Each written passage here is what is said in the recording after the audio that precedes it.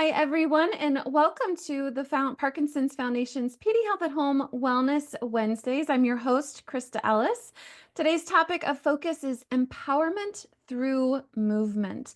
Exercise is a powerful tool for managing Parkinson's symptoms and enhancing our overall well being. Today, we will focus on sharing practical, evidence based strategies to integrate movement into your daily life. We will explore the ways exercise can improve mobility, balance, and mood, and why it's essential for symptom management and how movement can make a meaningful difference in living well with Parkinson's.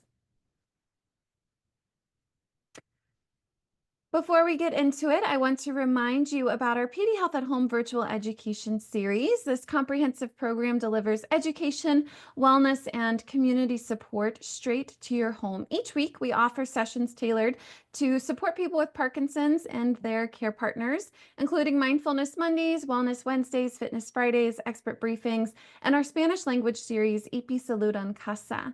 Be sure to visit our website to see what's coming up and explore our archive videos on YouTube. Help us spread the word and make a difference in our Parkinson's community. Today's speaker is Dr. Ryan Duncan. Dr. Duncan is an associate professor of physical therapy and neurology at Washington University in St. Louis. With extensive experience in Parkinson's disease care, Dr. Duncan has published over 40 studies on fall prevention, treatment outcomes, and the impact of medications, deep brain stimulation, and exercise on movement in Parkinson's. He holds a bachelor's and master's degree in physical therapy from Maryville University and a post-professional doctorate in physical therapy, as well as a master's in clinical investigation from Washington University. We're thrilled to have him share his expertise with us today. Dr. Duncan, thanks for being here.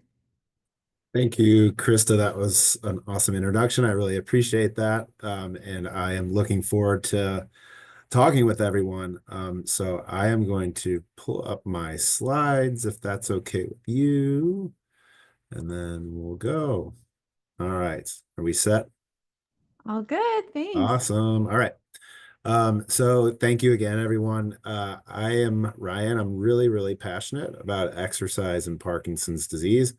And what I hope to convey to you today are a couple of things. So one, that it works, and that two, it's really important not only to start, but also to continue exercise throughout your journey with Parkinson's disease. And so I'm going to walk through the evidence that we have that supports the efficacy of exercise in PD. And then I'm going to talk about practical tips and strategies that you can use to help continue exercise. As we all know right now, we're in the phase of the year where people are probably just about stopping going to the gym after starting their New Year's resolution. And what we want to make sure is that that doesn't happen to you. So if you're exercising currently, great, keep it up. If you are someone who's on the fence and looking for a way to get started, I hope you'll find this helpful as a means to get started and also stick with it. So in disclosures, I'm not making any money off this or money off of anything related to my presentation.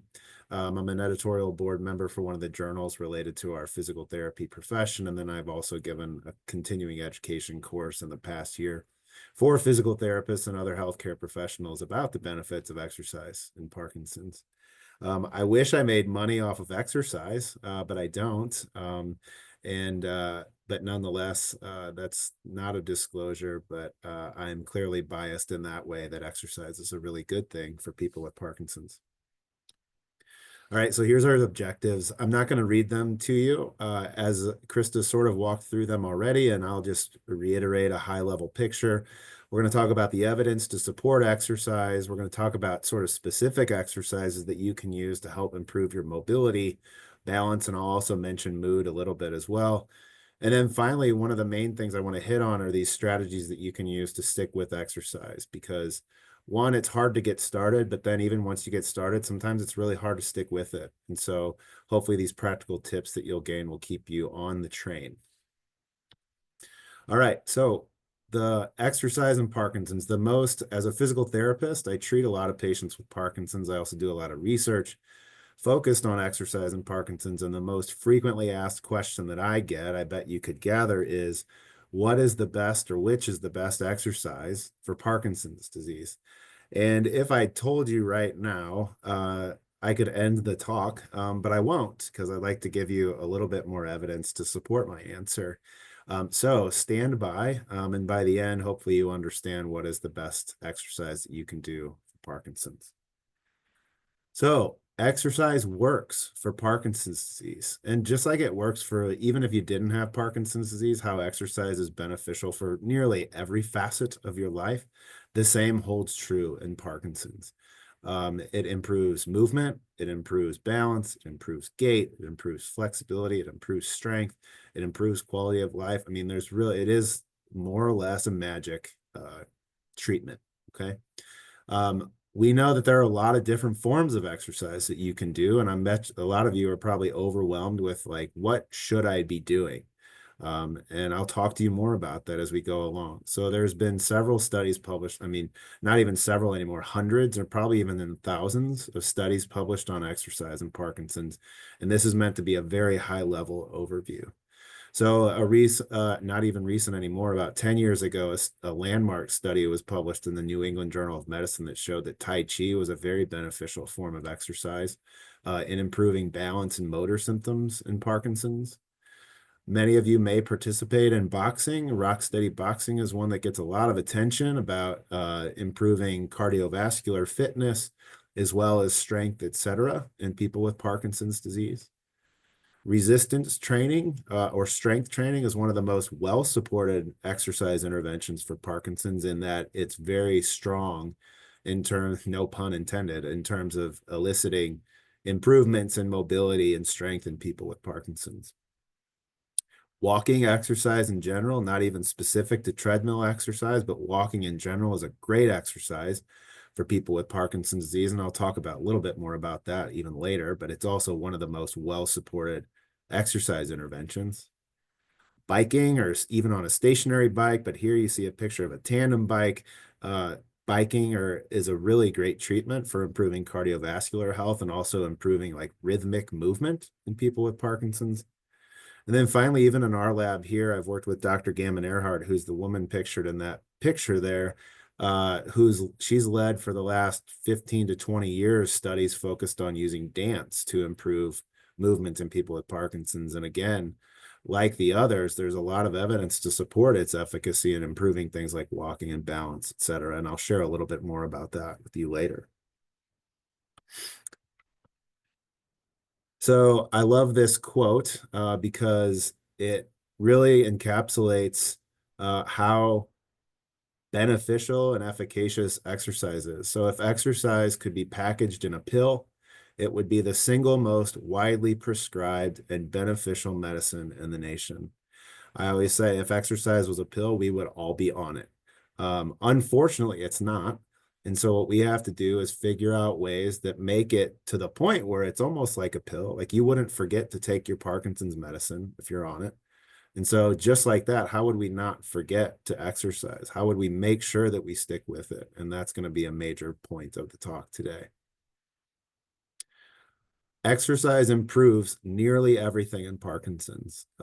I mentioned there's thousands of studies now probably that show how beneficial exercise is for nearly everything. And so I'm going to give you a list here, and this list is not exhaustive, but I think it gives you a sense of how effective it can be. So strength can improve, balance, walking endurance, or your ability to walk long distances without getting really, really tired. Just walking in general, many of you may struggle with walking or even have just you take shorter steps or you walk a little bit slower than you used to, and walking exercise can improve walking. Exercise can improve flexibility. It can improve dexterity. Some of you may struggle with fine motor movements like doing a zipper or a button or something like that. And exercise itself can lead to improvements in dexterity. And then finally, quality of life, as well as these other non-motor or mood symptoms like depression and anxiety, which are highly associated with Parkinson's, can improve through regular participation in exercise. So again, this list isn't even exhaustive. Despite that, I would argue that it's quite impressive what exercise can do for people with Parkinson's. And I hope that this is maybe the first step for some of you who are considering starting an exercise program, that there's no question anymore whether it works. Myself, I consider myself to be very, very skeptical of a lot of things. And this is one thing I'm not skeptical of anymore. I'm convinced, and the evidence supports me, that exercise is very, very, very beneficial for people with Parkinson's. So I'm going to show you a couple studies here to further support my case. And also as a researcher, I wouldn't be able to go long without showing you data. So here's the first one that I'm going to show you. This study was published in 2013, and let me first walk you through how it's oriented.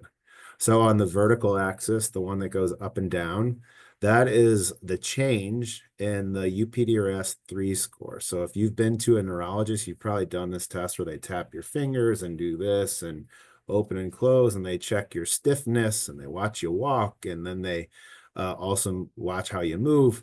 This is that score. On this axis, what we're looking at is a change score, and what you would want on this is for that score to go down. So going towards the negative is good. That means the symptoms are improving, okay? On the horizontal axis, we have time point. So 0, 6, 12, 18, and 24 months. 0 would be the point at which these people, right before they started exercise, 24 months or 2 years would be the point at which they stopped exercising in this study.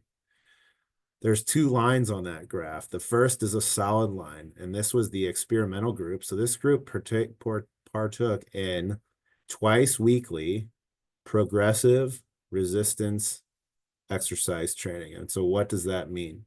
Progressive means it got harder over time. So this was not what would be considered a static exercise program where you just do the same thing over and over again and you never change anything. This was, you started lifting weights, and then when you got to a point where those weights were kind of easy, we made them harder, or these researchers made them harder. Okay, that happened for over the course of 2 years. The group in the hashed or sort of dotted line was a group that did like a static exercise program. So they did the same thing twice a week for 2 years with no progression or no increase in intensity. Okay, so now that you know that, what happened? So you'll see they both started at the same point. So if you look at where they are at the 0 time point, they're both at the same spot. And what's also really interesting is both of them over the course of the first 6 months experience a really nice improvement in their movement-related symptoms of Parkinson's. At the 6-month time point, though, this is where you see the lines diverge. So the solid line, the group that did that resistance training, continued their improvement over the course of an entire 2 years, which is a really impressive time frame. But the group that did the exercise that was the same intensity over the course of the 2 years, you can see that they sort of trended back up towards where they started 2 years ago. So there's a couple big takeaways here, I think. If you look at the dashed line, if you start out not doing exercise and then you exercise, you're going to get a nice boost, all right? The main challenge, though, is if you don't continue to make it intense, you're going to sort of lose that improvement over time, all right? Now, if you could tell somebody that they're going to be at the same spot they were 2 years after they started just by doing the same exercise program over and over again, I would also argue that's an okay or good thing, all right? However, if I were in this group or if I had Parkinson's, I'd want to be on the solid line trajectory, which means like I made improvements and those improvements were sustained over the course of 2 years, right? So again, this is a progressive strength training study. And one of the key takeaways is that if you want to continue to experience benefit, you have to challenge yourself. And we're going to talk about that in a little bit more detail later. I'm going to go a little bit more quickly through this slide, but I'll just start out by saying this was a year-long study that myself and Dr. Earhart, who I showed in that dance picture earlier, did back in 2012, where we had people assigned to either a tango group, so they danced the Argentine tango twice weekly over the course of an entire year, versus the other group, the control group, just went about their daily lives as usual. All right, they didn't do it. They didn't do anything different over the course of the year. Even if they exercised, they didn't add any new exercises or anything like that, right? And what I'm going to show you is a couple pictures similar to the one that I just showed you. One is related to walking speed. The next one will be balance score. And then the last one will be the same measurement that I showed you on this, that UPDRS-3, or again, that motor symptoms of Parkinson's. So what you see on this figure here, the first one is walking speed. On the vertical axis is the walking speed measurement. So we think that higher walking speeds are better. And then on the horizontal axis, you see time points. You see 0, 3, 6, 9, and 12 months, so over the course of 1 year. The black dots are the scores of the group that was assigned to the Tango group, and then the unfilled dots are the ones that are assigned to the control group, who just went about their daily lives as usual.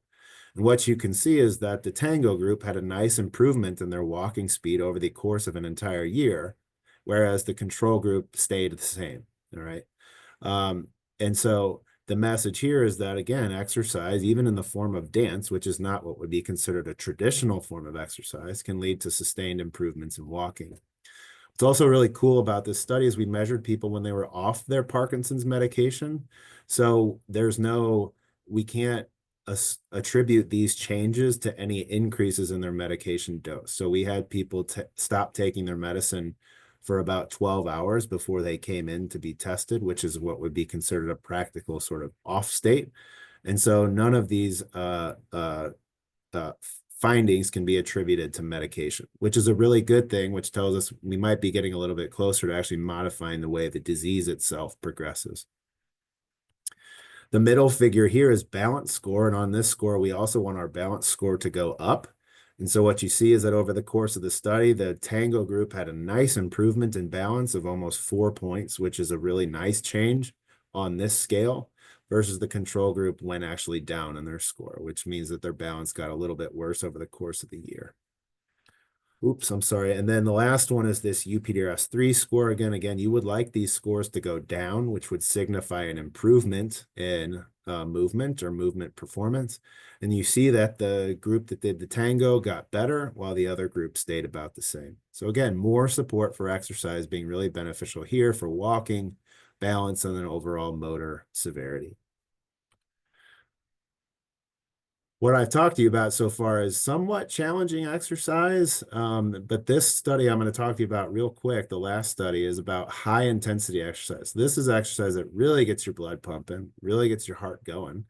And what happens when we do that, when we sort of push you to work a lot harder than you would otherwise voluntarily do. And we know that high intensity exercise, through this study and actually several others, improves dopamine availability in Parkinson's. Remember, dopamine is the neurotransmitter, or the chemical that is depleted in Parkinson's disease. And dopamine is responsible for things like helping you move. So when that goes away, movement becomes more difficult. Well, what if we found something that helped to improve that dopamine availability? And it turns out here, exercise can probably be a means of doing that. So what I'm showing you here is a scan. It's called a DAT scan. Some of you may have had it, but a simple way of putting it is that these scans look at how much dopamine is available in certain parts of your brain that are responsible for making or producing that dopamine. What you want to see is that the dopamine would be more, or the colors would be closer towards orange or red, all right? In baseline, if you look at the picture at sort of the bottom where the part of the brain that makes dopamine is flared up, you can see at baseline there's green and a little bit of yellow. Over on the right, after exercise of 6 months, 3 times a week, working at a very high intensity, there's an improvement, meaning there's more orange there now, or there's actually orange there, which is suggesting that we're somehow improving dopamine availability in the brain. This is fascinating. This is also pretty new, and one of the first studies to suggest that we are actually changing the pathophysiology, or whatever is actually going wrong in the brain in people with Parkinson's, through exercise. And we think that the high intensity exercise is probably really key. So back to my original question, which exercise is best for you? My answer is the one that you're going to do. All right, I just showed you 3 studies. There's a lot, there's thousands more that will show probably very similar findings to all of those things. So it's not what mode or what type of exercise should I do. It's which one do I think I might enjoy most and which one am I going to stick with and which one will be challenging to me. All right. So here are the key ingredients: safe, feasible, meaning that you can actually do it and that you can stick with it. It's challenging, meaning that it makes you work a little bit harder than you really want to. And then lastly, and perhaps most importantly, it's enjoyable. You enjoy it. So how do we know an exercise is safe? First, you shouldn't have any chest pain. If you have chest pain where you feel like an elephant might be sitting on your chest, or really tight pressure that might go down your left arm or your left jaw, that means you might be having a cardiovascular event, and that's a medical emergency. All right, so do not mess around with that one. There should be no extreme persistent muscle or joint pain. Now, will you hurt a little bit after you exercise? Sure, I still do. My legs are hurting because I was at the gym today. Will that go away? Sure. And am I okay to continue to exercise? Yes. If I couldn't hardly walk today because I exercised too hard, then I need to readjust my program. Okay. But extreme or persistent pain should not be present associated with exercise. We try to avoid extreme persistent fatigue. Now, sort of like conversely, exercise is often thought of as fatigue inducing, but we also know that exercise can reduce fatigue, which is sort of paradoxical because exercise itself will often make you tired. But we think that it gives people higher energy levels throughout the day. If you notice that your exercise routine is associated with you becoming increasingly fatigued, uh, then you might need to adjust your program. And then finally, no unintended falls, right? So be careful. Falls we know are dangerous. We also know that they are a possibility. So we just want to take every means that we can to try to prevent that. So here are a couple tips for making sure that we prevent falls. If you need to, hold a support surface. For example, if you decide that you want to walk on the treadmill, there's no harm and no foul in holding on to the rails with the treadmill, okay? There's actually been studies done to show that there's no difference in the way that walking improves when people either hold or don't hold the railing. So there's no harm in that. Use an assistive device if needed. So if you are someone who regularly uses a cane, and you decide to start a walking program, it's fine to use your cane, and you should. And then again, with a treadmill, if you decided to use a treadmill or even like a weight machine or something like that, and you're not familiar with it, seek guidance before you do that because some of these machines can be tricky and you don't want to hurt yourself as you start. That would defeat the purpose.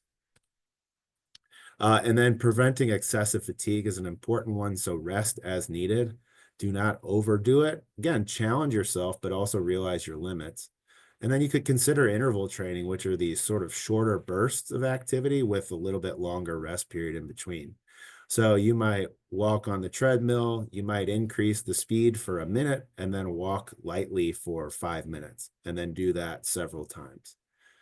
And then finally, some fatigue is good, excessive is bad. Finally, I'm a physical therapist. I'm biased, but supervision by a physical therapist might be necessary.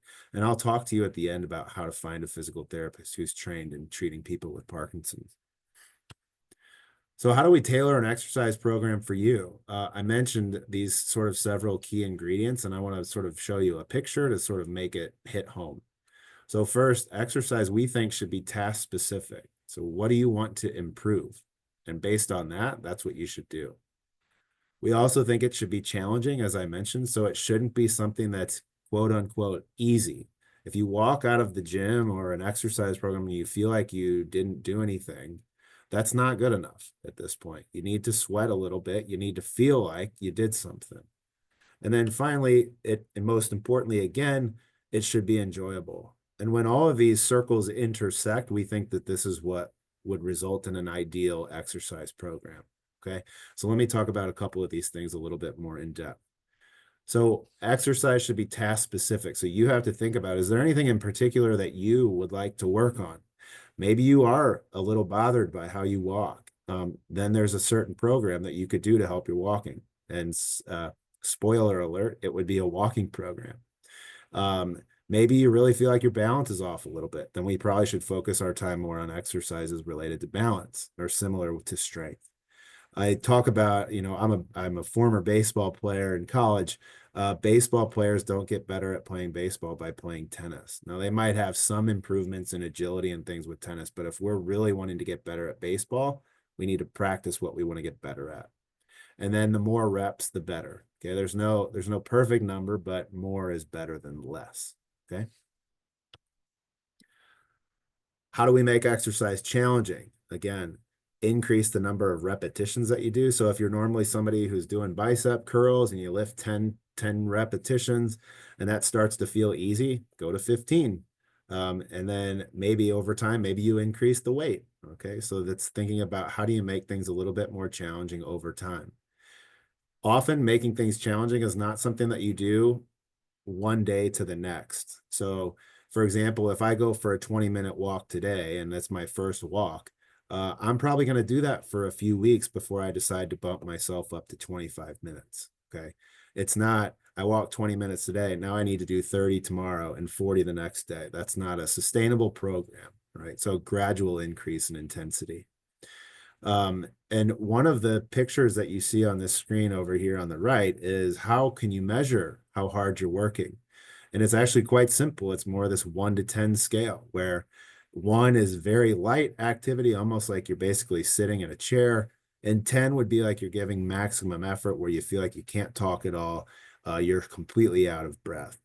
When you're exercising, we'd love for you to be in probably the 6 to 7 range, and sometimes maybe even push it to that 8 or so. All right.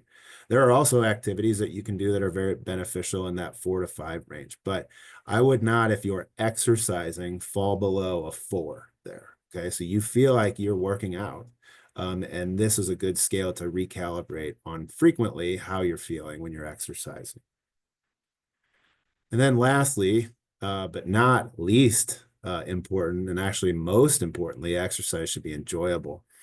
It is the most important part of the puzzle. If you don't enjoy it, you're not going to stick with it. We know it. All right. So how do you make exercise enjoyable? You pick an activity that you enjoy. So if you are not a fan of treadmill walking, I wouldn't pick treadmill walking as your exercise. If you do love walking, then I think that you should probably figure out how to center an exercise program around walking. Choose your environment carefully. Some people are just not gym people. Don't choose to then start going to the gym. Figure out another place that you can exercise. And again, this is where you might consult a physical therapist. And then also don't put too much pressure on yourself. A lot of people, like right now, again, at this time, right after the new year, feel all this pressure. Like, well, if I don't exercise 6 times a week, I'm a failure. No, something is better than nothing, especially right when you're getting started. And then once you get yourself in the habit, it's going to be much easier to stick with. Enjoyment increases the likelihood that you're going to adhere or stick with an exercise program. I shouldn't have to say this, but I feel the need to say it. It's not enough to think about exercise. To realize the benefits of exercise, you have to do it. So how do we stick with it? And this is, I think, the crux of my talk. First, figure out why you want to exercise and make it more than just, I want my balance to be better or I want to be stronger.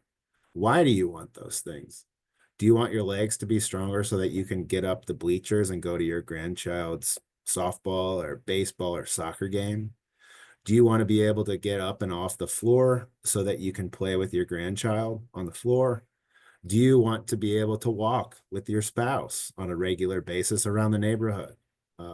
Think about why you're doing these and make it more than just, I want to feel stronger. Why? Because once you figure out that why, you're going to figure out how to do this regularly. So really, sometimes it takes a little bit of introspection or reflection, but I would urge you to really spend some time on that and think about why would I exercise, right? And once you figure out the why, you're going to be much more likely to stick with it. Also, self-talk is really important. So talk to yourself and say that exercise works. I know this can help me. Again, the evidence strongly supports it. don't be too overwhelmed about thinking about getting exercise all fit into a certain time frame. Like you do not always need to find a 60-minute block of time to do your exercise. It is certainly okay to break exercises into much smaller chunks. So 5-10-minute sessions a day would be great. Or 5-minute sessions a day would also be great. And there's evidence to suggest that there's no difference in the effects between those things. So splitting up exercise or doing it all at once, there's no difference in how people will feel or perform after that, which is really good. It helps to address that concern where people feel like they don't have time. We hear that a lot. And so if makes it feel less overwhelming to break it up into smaller chunks, then we should certainly do that. Schedule it. A lot of you have a device in your pocket, your hand, you might be staring at it right now, that you can put things in on a calendar. Schedule your exercise. You are way more likely to stick with something if you actually have it planned and scheduled, right? So put it in there. Have a daily reminder of it. Just like you would schedule time to take your medicine, you should schedule time to exercise. Also, exercising in a group for some people can be a really beneficial strategy for sticking with exercise. We know that group exercise can foster well-being, enjoyment, and also social relationships. And there's also this feeling of mutual obligation, like you don't want to let somebody down if you don't show up. So exercise in a group can be a really good thing. Now, I have to also mention that some people are not group people and would rather exercise on their own, in which case that is absolutely fine.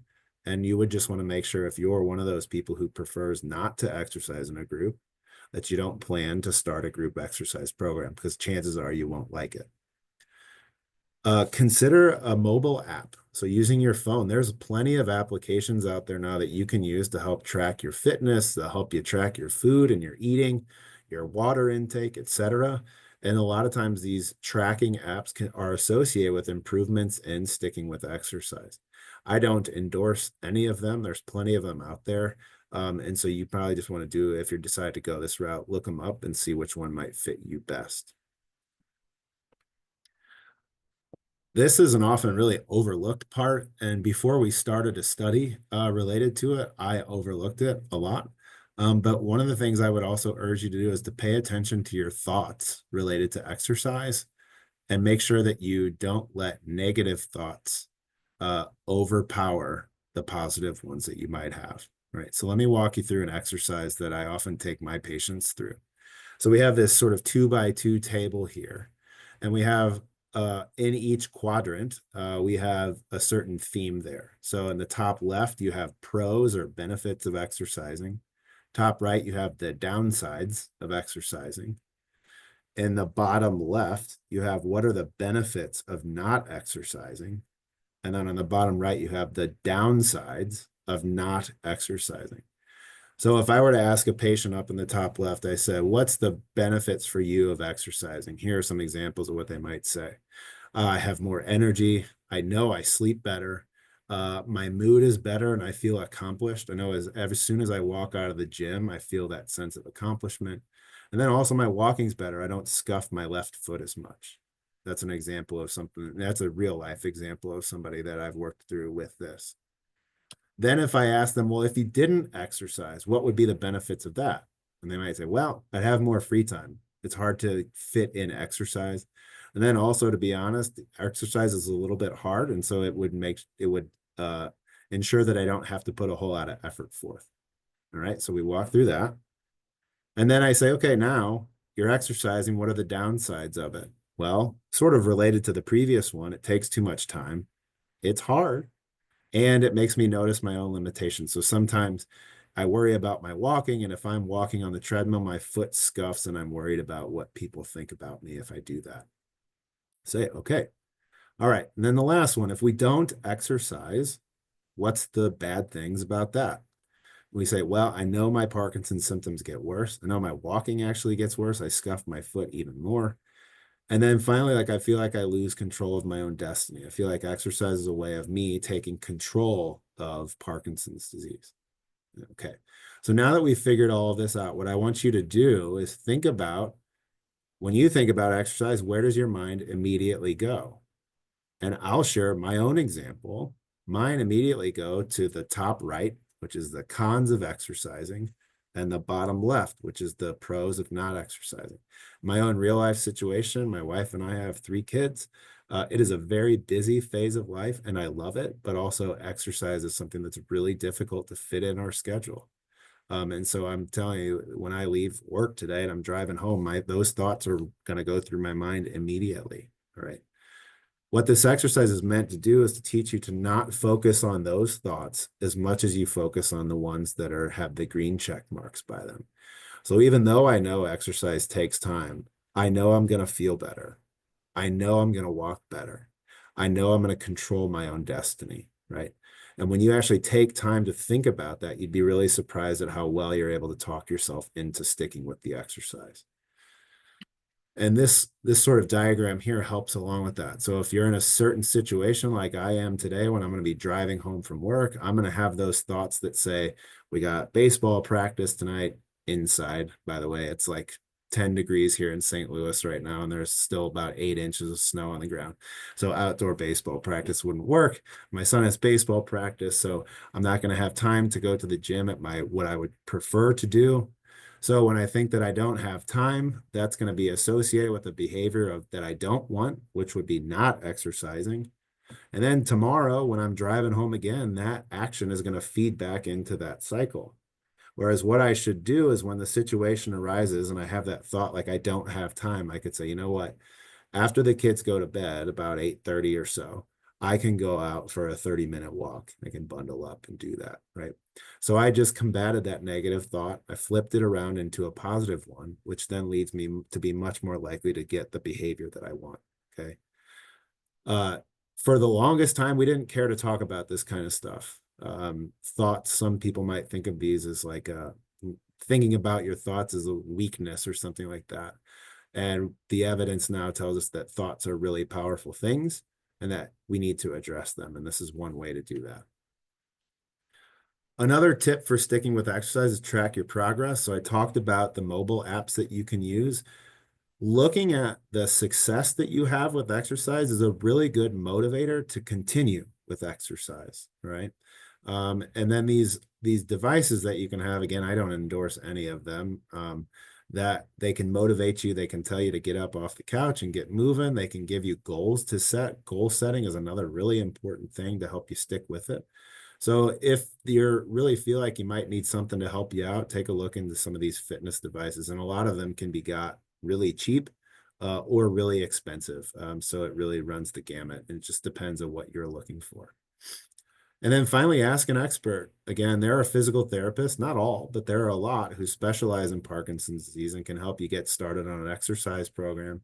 We can help you monitor your progress, and we can also make your exercise program more challenging over time, which I mentioned is a key ingredient.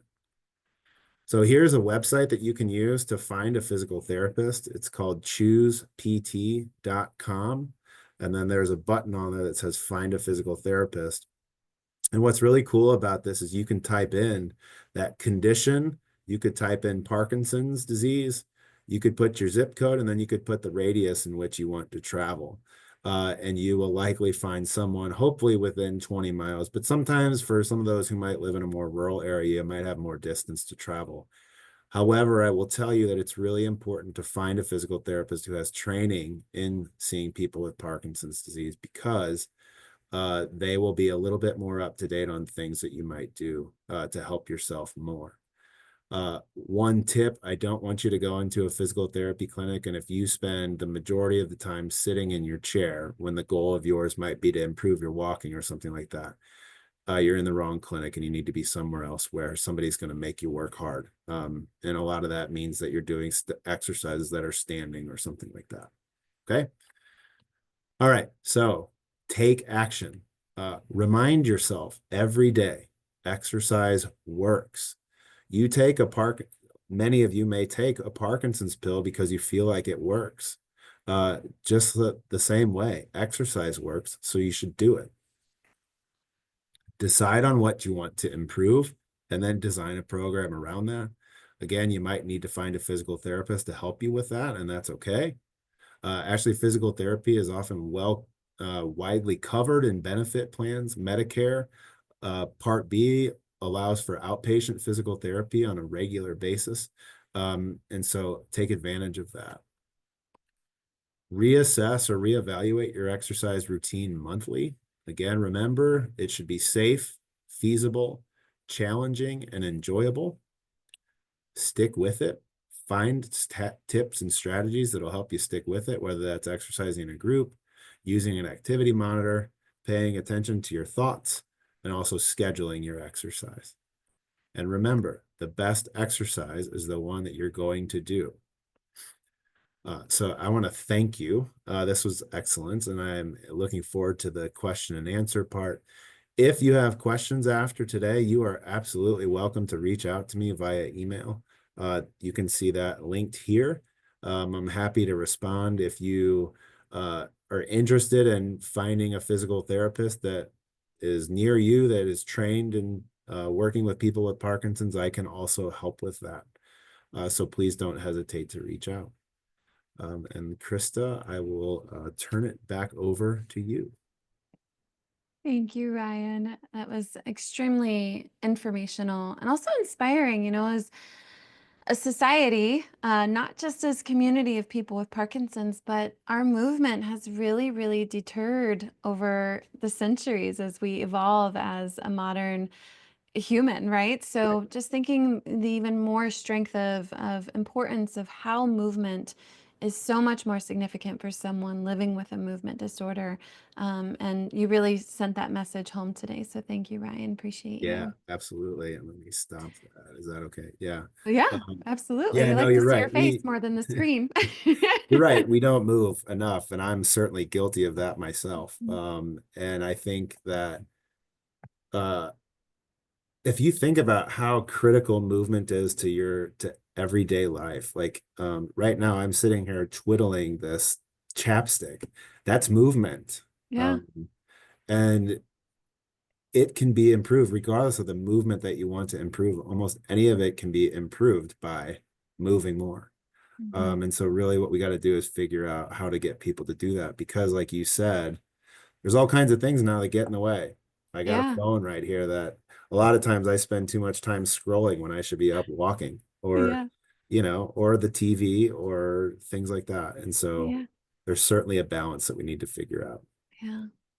Um, so a question, we have a few questions from our attendees today, and thank you Great. all for joining us live. Yeah, thank Um, you.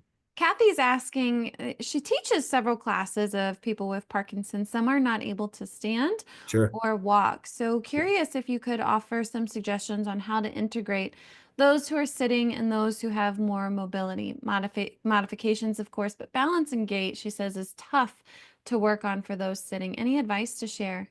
Yeah, that's a really great question. So if in a group setting where people have mobility challenges, there are still ways to get their heart rates up even in sitting. So sort of high intensity arm movements, lifting weights, things like punching or quick leg movements and marches, adding weights to their ankles, things like that can really get that intensity component there. It's funny, I teach in our program here as well. I teach the students who are becoming physical therapists, and one of our challenges for them is we ask them to design an exercise program for somebody who cannot stand, but they still have to demonstrate evidence that they get their heart rate up through wearing a heart rate monitor. And they're often very successful in doing this. So it can be done. You just got to think about how do you increase the intensity and what are the things that you can add that make it harder. And then I would urge you, like, if somebody's goal is to improve their walking, uh, it's amazing that they're in that exercise class, and then you might, supplement that by saying it might be good for you to see one-on-one a physical therapist who could work with you on that. I really appreciate the level of effort it goes into being creative to make sure that you are inclusive in what you offer in these Parkinson specific classes. And that's one of the things I really celebrate with what you're teaching our future generation of clinicians, Dr. Duncan, of Yeah. you can do this. You Hmm. can do this. So thank you for Yeah, offering that inspiration of creativity. absolutely. We have a question from one of our attendees, and they're asking, when working with resistance training, is TUT, time under tension, good to build muscle strength? Yes. Yes. Yeah, I mean it's simple. And I would say so time under tension meaning like how long do you hold the contraction or things like that. I don't know that we know the answer about there's a perfect time. Again, it's kind of like all the other things, like something is better than nothing, and maybe a little more is better than a little less. Mm, But regardless, uh, I think one of the main things to also pay attention to when you're lifting weights is your technique so that you don't injure yourself. mhm, Now, it's less likely for you to injure yourself, particularly if you're using like a machine, but you still want to be a little bit careful.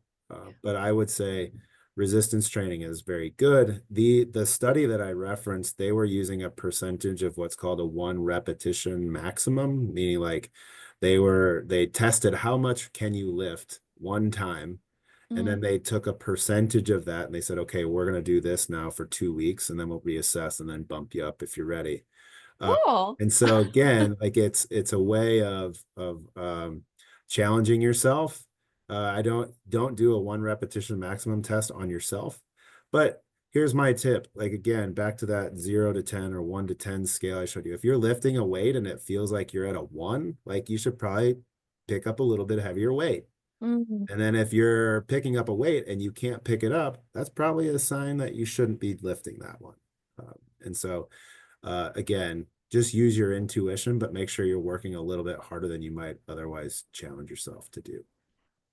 What I'm hearing, Dr. Duncan, is starting with where you are and then adding just a little bit more, just a little, not to Oh, stress too much, just a little, that's but it. being respectful of where we are, understanding, starting where we are and building from there. Yep. Give yourself grace. Like this is not easy. Hmm. Um, I'm one of those people myself. I struggle with, getting myself to exercise on a regular basis. First, like if you're a new exerciser, just get yourself in the door and then Yeah. consider that a victory and be proud of yourself for that. And then once you get to the point where you get a little bit comfortable, then get to the point where you challenge yourself. I mentioned again, we're in this phase where I think it's a very sort of salient or real example where people right now started to go to the gym 2 weeks ago and they went in with the intent that they felt like they had to run a marathon the first day they got there. And that's Mm. why they're already about to be out of the gym if they're not already, because it's not Mhm. a great and sustainable way to start. Mhm. Get yourself there, start easy, and then build up over time. And if Yeah. you're already somebody who's doing it regularly, then if you feel like your program's too easy, bump it up a little bit. Hmm. But you do not need to be a world champion weightlifter the first day you walk in, nor ever, really. Right. Yeah. Start with where you are. It's Yeah. an important message to take home today. Mhm. Thank you. And it's a really important message because we all get caught up in like, especially in the world we're in now, where especially if any of you are on social media, where it's sort of like you're constantly, even whether you realize it or not, you're comparing yourself to other people.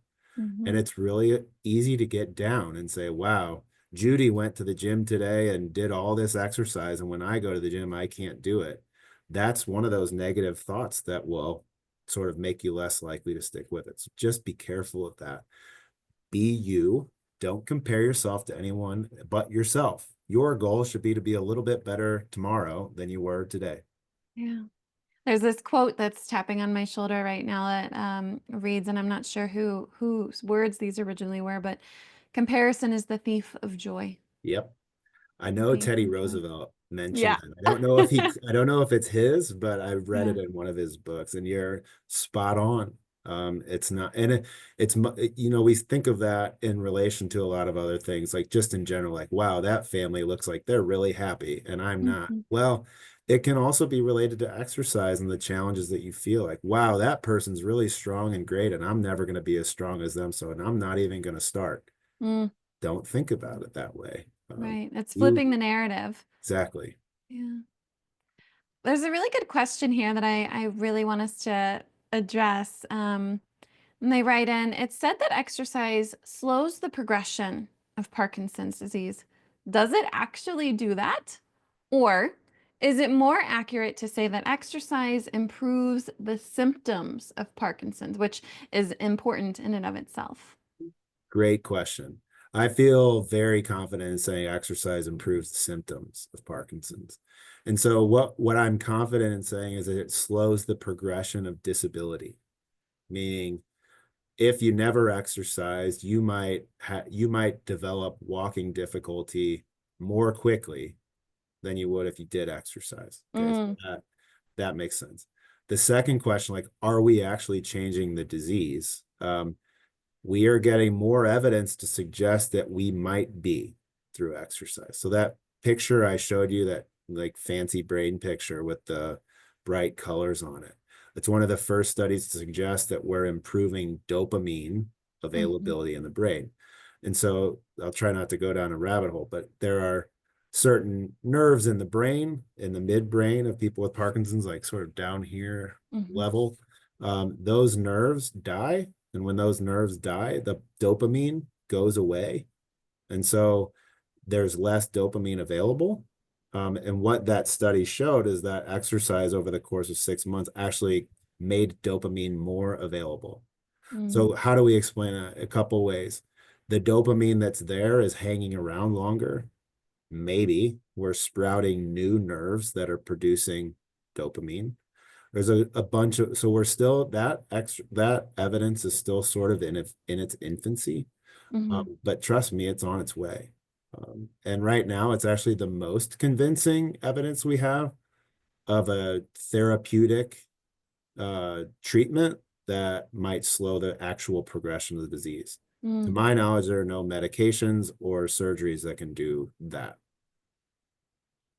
There are no surgeries or medications that can do the impact and significance that exercise has to offer us, movement has to offer us. Correct. Those are powerful words. Very, very, very powerful. Empowering words too. Yeah. It's up to me, Yep. right? It's not up to science. It's up to It me. is. Yep.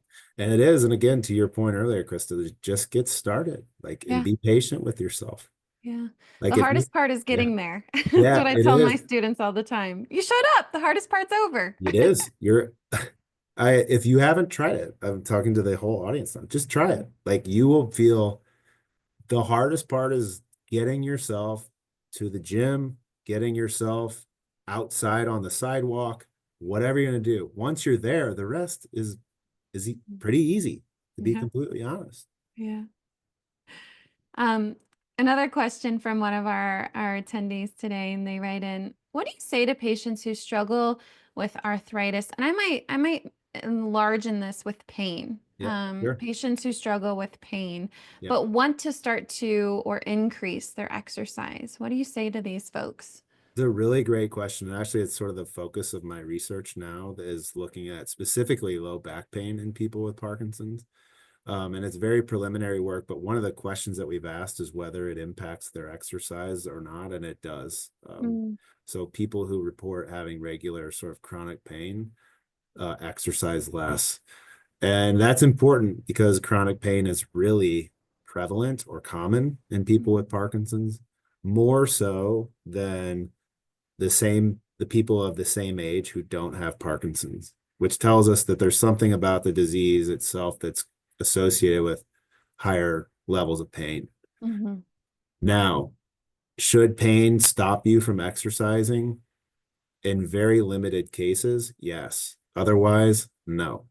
Right. mm, And what do I mean by that?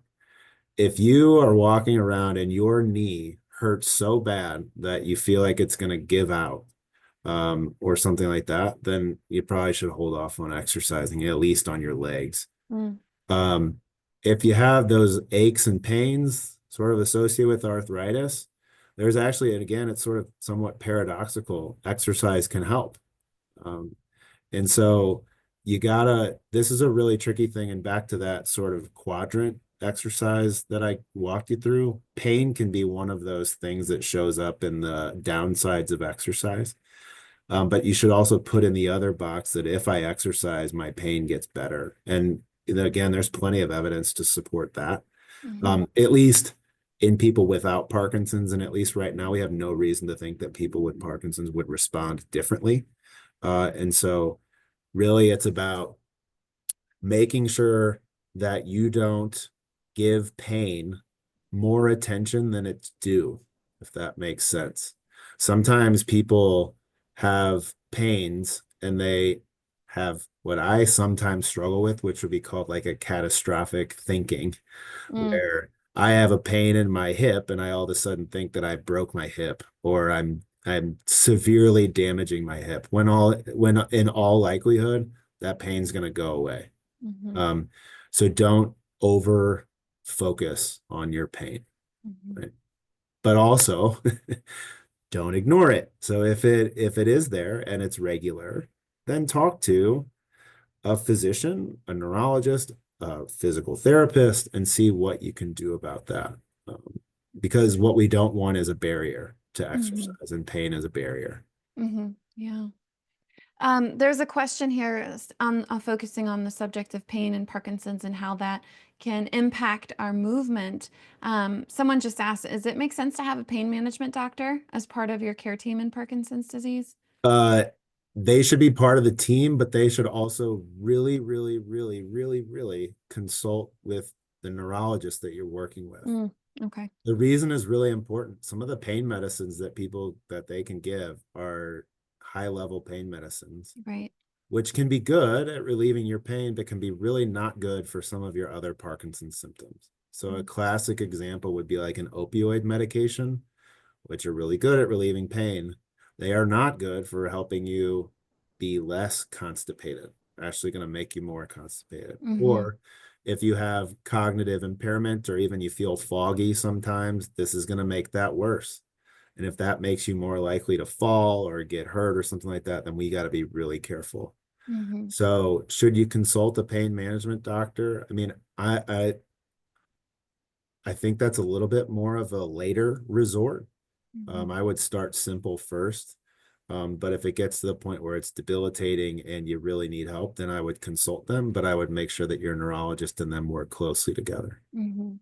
Yeah. Right. So consult with your neurologist or movement disorder specialist first. Yes, Great. We have time for one more question, and I'm going to take this one that feels a little bit more applicable to the majority of the group here. sure. Question is it okay to exercise every day, or is it necessary to have rest days? Uh, so our students love this answer. It depends. And I think it's probably safest to say that rest days are good. Okay. Now, if you are somebody who would prefer to do shorter bouts of exercise more frequently, then that's okay too. Like if you would rather, instead of doing, let's just take 100 minutes of walking per week. All right. Hmm. You could do 3 33-minute walks a week, or you could do 7 into 100. Gotta make myself do math here. But you get Live. How much is you that? catch my drift, right? Like you can do 7 16-minute sessions or whatever it adds up to. Okay. Mhm. So that would be even less. Um, man, I'm a I like math, and so I feel like I'm good at it, and I just made myself look silly. Anyways, so Human? You mean yeah, human? You made right, yeah, yourself look exactly. human? So really it varies, and it's what can you stick with? If you're that kind of person who like feels like I, if I don't do it every day, I'm not going to stick with it, Mm, then you might think about it. Now mhm. again, but if you're also a person who's a little bit wary of exercise, and you shouldn't plan to start exercising 7 days a week, because then you know you're just going to burn out on it, right? Yeah, building a new habit takes time. It It takes does. time and effort. Yeah. So I will just close with sort of the conventional wisdom, and actually it's sort of evidence-based wisdom at this point, is about 150 minutes of moderate exercise a week.